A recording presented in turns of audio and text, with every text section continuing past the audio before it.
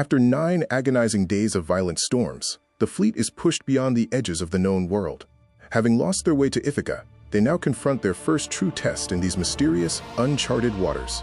Their long drift concludes on the solid ground of an undiscovered shore.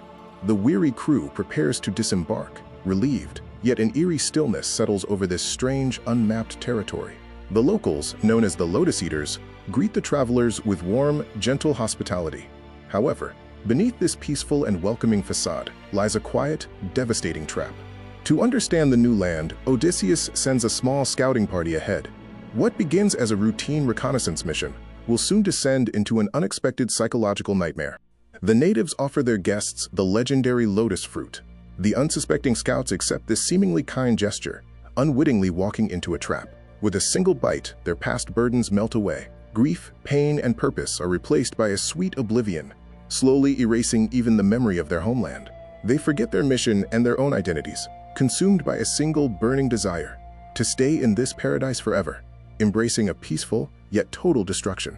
As the scouts abandon all thought of returning to their ship, their commander, waiting on the shore, faces a deeply disturbing dilemma born of their sudden, inexplicable silence. When the scouts fail to return, a dark premonition grips Odysseus. The weight of his leadership demands immediate, decisive action. Fully armed, Odysseus marches into the island's narcotic air. Driven by his unwavering responsibility, he moves forward into the unknown to find his missing men. He finds his elite warriors reduced to empty shells. Their eyes are glazed, and they remain completely unresponsive, a shocking testament to the island's insidious power. When persuasion fails, Odysseus is forced to use brute strength. He ruthlessly drags his struggling comrades away from the island, displaying the necessary clarity of a true leader. Left unrestrained, the men would return to the Lotus. Instead, they are bound tightly to their oars, a stark visual representation of human frailty, restrained by the iron will of command. To prevent the madness from spreading, the fleet makes a desperate, immediate departure, carrying with them a brief but chilling lesson from the island of sweet Oblivion. The story of the Lotus Eaters serves as a reminder. The greatest threat to the soul is not a monster, but the temptation of a life without pain. This philosophical struggle will haunt their entire voyage.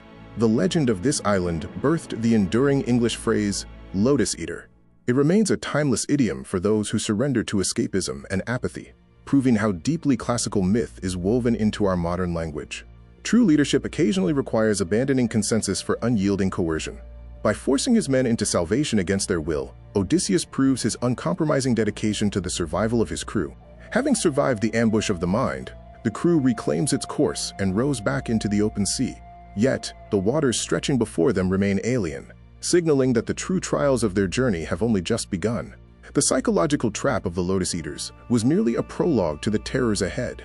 The entities waiting in the shadows possess a much more visceral malice, setting the stage for the greatest epics of their survival. The fleet has escaped the seductive trap of Oblivion, but they are sailing blindly toward a catastrophic encounter. Next time, we witness the confrontation with the one-eyed giant and the event that will curse them to 10 years of wandering.